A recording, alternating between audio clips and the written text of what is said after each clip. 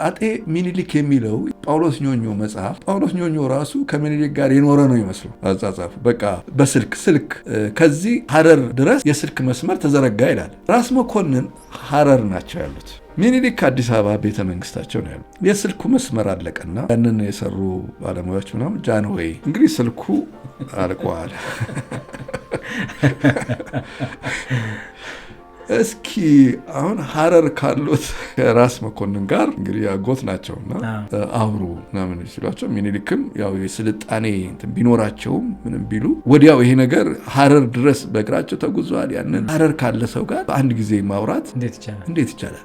እና ስልኩን ተሰጣቸው። ዳግማዊ ሚኒሊክ ነኝ። ጃንሆይ እንደምን አሉ? መኮንን ነኝ። መኮንን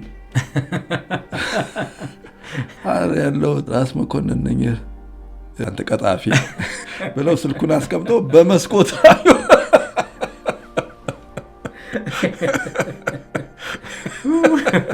የጳውሎስ ኞኞ ኮሚክ ጻጻፍ። አሁን ይሄ ታሪክ ነው ግን እየሳቅ ታነበው